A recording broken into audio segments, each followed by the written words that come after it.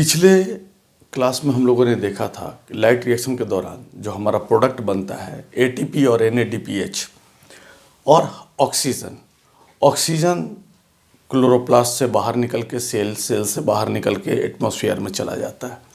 बाकी बचे एटीपी और एनएडीपीएच। एटीपी और एनएडीपीएच का यूटिलाइजेशन बायोसिंथेटिक फेज में होता है। बायोसिंथेटिक फेज किसको कहते हैं?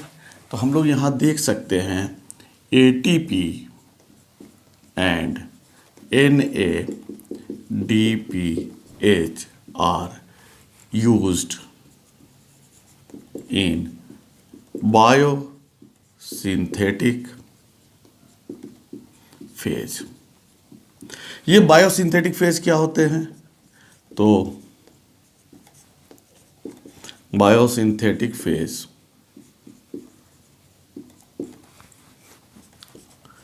the phase in which food or sugar क्या C6H12O6 यानी कहा जाए ग्लूकोज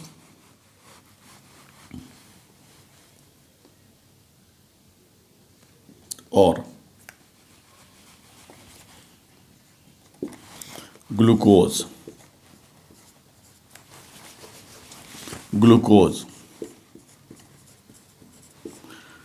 आर फॉर्म्ड। ये बायोसिंथेटिक फेज चलता कहाँ है और ये होता कैसे है? तो बायोसिंथेटिक फेज में एक्चुअली ये डार्क रिएक्शन होता है। इसका लाइट से कोई लेना देना नहीं है, लाइट के प्रोडक्ट से लेना देना है, लेकिन लाइट रहे न रहे उससे इसको कोई लेना देना नहीं। तो ये डार्क रिएक्शन होता है। डार्क रिएक्शन होता क्या है? इन स्ट्रोमा में होता है। और इस डार्क रिएक्शन में ही बायोसिंथेसिस ऑफ फूड या शुगर होता है। एक्चुअली बायोसिंथेटिक फेज कुछ और नहीं है, जैसे वहाँ लाइट रिएक्शन, इसके बाद जो डार्क रिएक्शन होता है स्ट्रोमा में चलता है, वहीं पे फूड का सिंथेसाइज होता है, सिंथेसिस होता है। और ये फूड का सिंथेसिस कैसे होगा? तो ये कार्बन, जो प्लांट कार्बन एब्जॉर्ब करता है, अभी तक आप देखे होंगे का CO2 का कहीं से भी कोई यूटिलाइजेशन नहीं हुआ। कार्बन किस फॉर्म में एब्जॉर्ब करता है? CO2 के फॉर्म में। तो प्लांट जो CO2 एटमॉस्फेयर से लेते हैं, उस CO2 को क्या करते हैं? केमिकल प्रोसेस के द्वारा स्ट्रोमा में एक फिक्स करते जाता है। फिक्स करने का मतलब जैसे माला में मोती को पिरो करके पूरा चेन तैयार कर लेते हैं एक सुंदर सा, उस तरीके से यहाँ पर भी क्या होता है कि केमिकल्स प्रोसेस के द्वारा एटमॉस्फेयर से CO2 ले लेके उनको जोड़ करके शुगर में कन्वर्ट कर देते हैं। इसी को हम लोग कहते हैं बायोसिंथेसिस ऑफ फूड या बायोसिंथेसिस ऑफ शुगर। अब इस बात को देखें, हम लोग को ये क्लियर हो गया कि बायोसिंथेटिक फेज या डार्क फेज कहाँ होता है? स्ट्रोमा में होता है।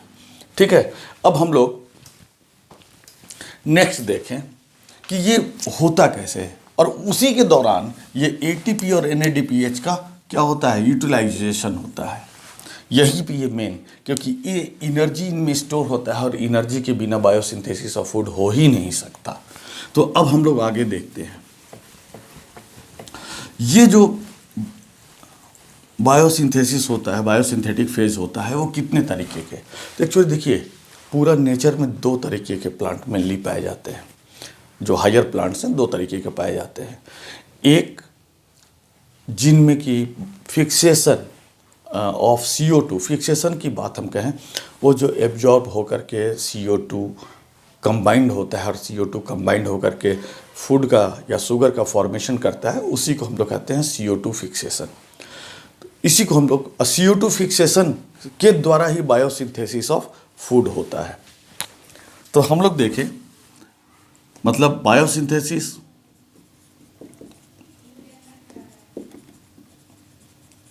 ऑफ फूड या शुगर कहें, शुगर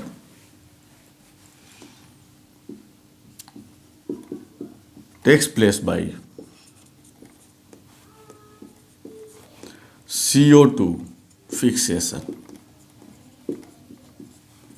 CO2 की फिक्सेशन से ही क्या होता है, शुगर का फॉर्मेशन होता है। अब ये CO2 फिक्सेशन कितने तरीके का, दो तरीके से मेनली होता है हायर प्लांट्स में। In higher plant two pathway for the CO2 fixation.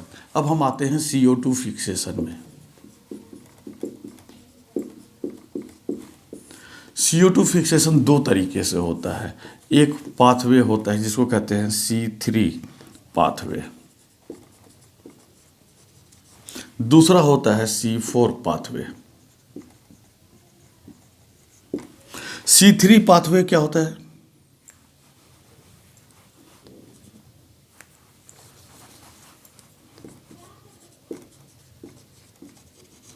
C3 pathway क्या होता है, CO2 फिक्सेशन के दौरान जो पहला स्टेबल प्रोडक्ट बनता है वो 3 कार्बन वाला होता है।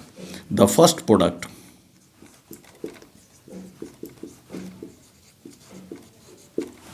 Product during CO2 fixation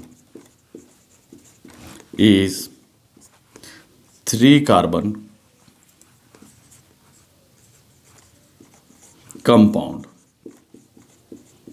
and that is, वो कौन सा होता है, PGA। PGA क्या, फॉस्फोग्लिसरिक एसिड, 3 फॉस्फोग्लिसरिक एसिड को ही हम लोग शॉर्ट में PGA बोलते हैं। 3 फॉस्फोग्लिसरिक एसिड, इसको हम लोग PGA कहते हैं या PGA, phosphoglyceric acid.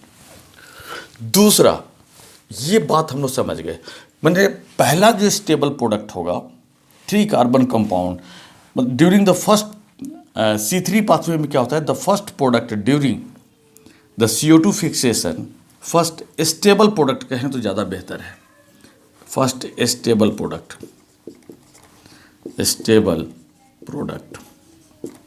During the CO2 fixation is C3 compound, 3 carbon compound that is PGA, और इसका फुल फॉर्म होता है 3 फॉस्फोग्लिसरिक एसिड। दूसरा बात हुआ, दूसरा तरीका क्या होता है CO2 फिक्सेशन का, तो C4 पाथवे। अब C4 पाथवे को देख ले हम लोग। C4 पाथवे में क्या होता है कि the first stable product during the CO2 fixation is 4 carbon compound that is oxaloacetic acid. ध्यान दीजिएगा, यानी हम लोग इसमें कह सकते हैं the first stable product C4 में क्या होता है, the first stable product during CO2 fixation is 4 carbon compound, इसका नाम है ऑक्जेलो एसिटिक एसिड, इसको हम लोग कहते हैं OAA। ये बात आप समझ गए होंगे। अब ये जो पूरा दो तरीके का, दो डिफरेंट टाइप के प्लांट होते हैं। अब C3 पाथवे में क्या होता है, एक्चुअली C3 पाथवे में जो फिक्सेशन होता है उसको हम लोग, उसका जो पहला बार डिस्कवरी किए थे उन्होंने केल्विन साहब ने किया था।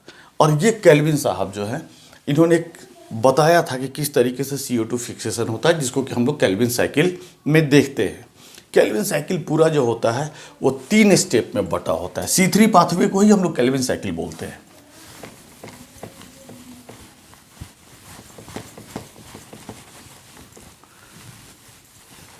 C3 पाथवे या कहें केल्विन साइकिल या C3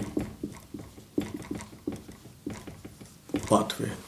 केल्विन साइकिल जो होता है इसमें जो 3 स्टेज में बटा होता है, यानी केल्विन साइकिल या C3 पाथवे। ये 3 स्टेज में कौन कौन सा, पहला कार्बोक्सिलेशन, कार्बोक्सिलेशन मतलब CO2 का जुड़ना।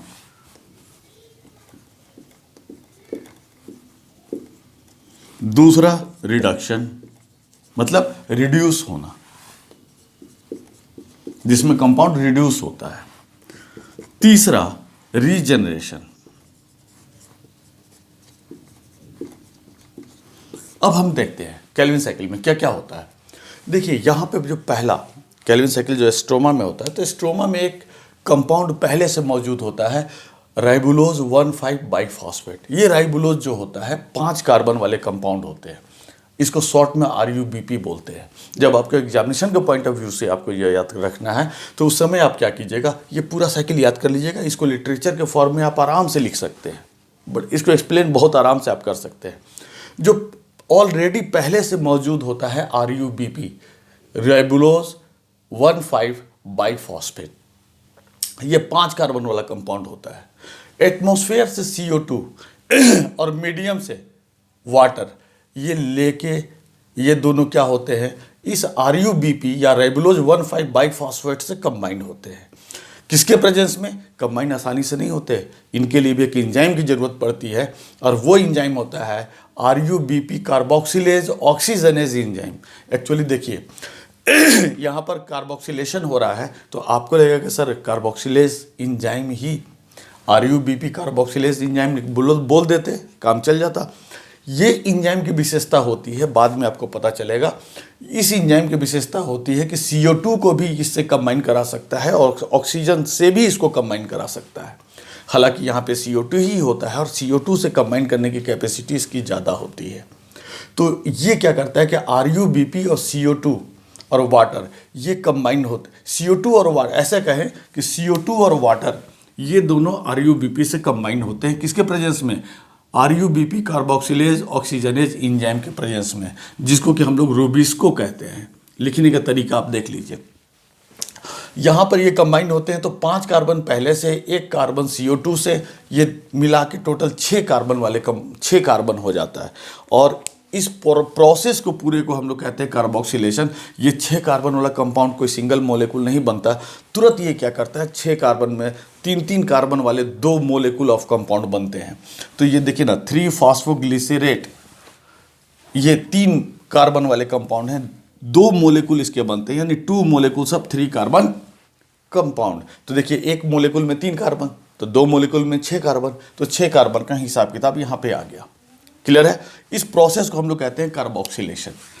CO2 का फिक्सेशन को ही हम लोग कहते हैं कार्बोक्सिलेशन। अब यहाँ कार्बोक्सिलेशन हो गया, तो अब इसके बाद क्या होगा, रिड्यूस होता है। ये जो है 3-फॉस्फोग्लिसरेट जो होता है रिड्यूस होता है। हाँ, एक बात मैं और बता दूं आपको, हम लोग वहाँ पर पढ़े थे कि फर्स्ट स्टेबल मोलेकुल जो बनता है वो क्या बनता है 3-फॉस्फोग्लिसरिक एसिड, और यहाँ पे हमने लिखा है या आपकी किताब में लिखा हुआ ग्लिसरेट। इसका पूरा बात समझिएगा, कोई भी एसिड जो होता है यदि वो आयोनाइज हो जाता है, H+ उससे निकल जाता है, तो जो बाकी एनायन बचता है उसमें हम लोग क्या करते हैं, एसिड हटा के एट लगा देते हैं वर्ड। जैसे एग्जांपल आपको मैं बता दूं, जैसे इथेनोइक एसिड आपको यहाँ पता होगा CH3COOH, भाई ठीक है, इसका नाम है इथेनोइक एसिड।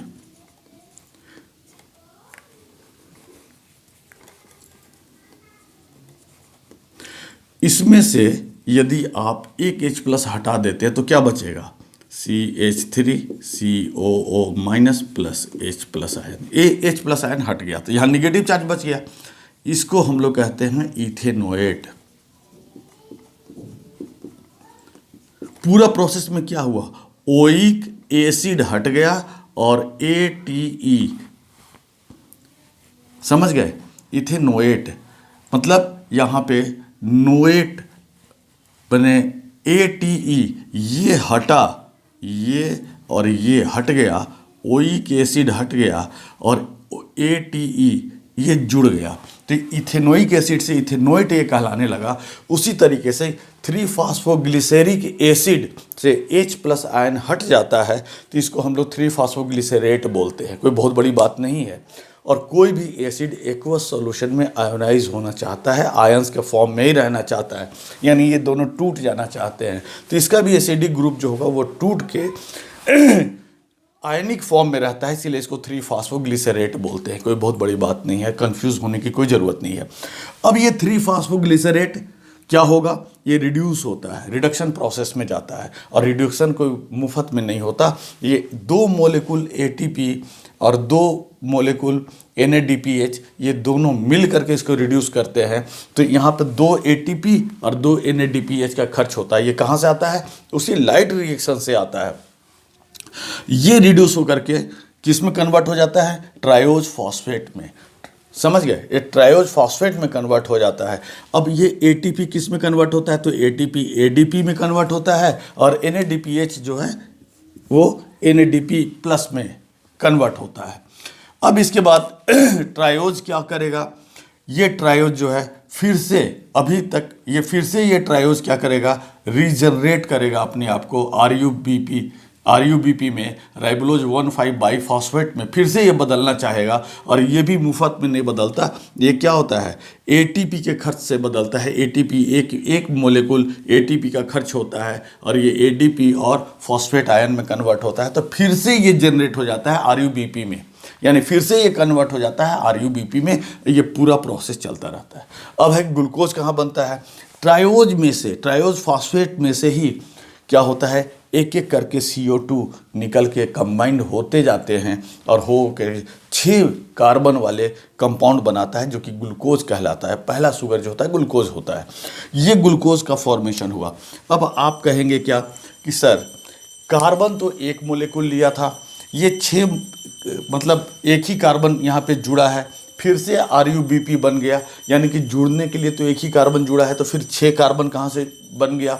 तो सिंपल सा बात है, ये एक जो साइकिल कंप्लीट होता है उसमें एक कार्बन जुड़ता है। तो 6 कार्बन अलग से जोड़ने के लिए कितना इसको साइकिल कंप्लीट करना पड़ेगा, 6 साइकिल, 6 बार ये पूरा साइकिल चलेगा, तब जाकर के 6 कार्बन फिक्स होगा, और एक अलग से C6H12O6 कंपाउंड बन के निकलेगा।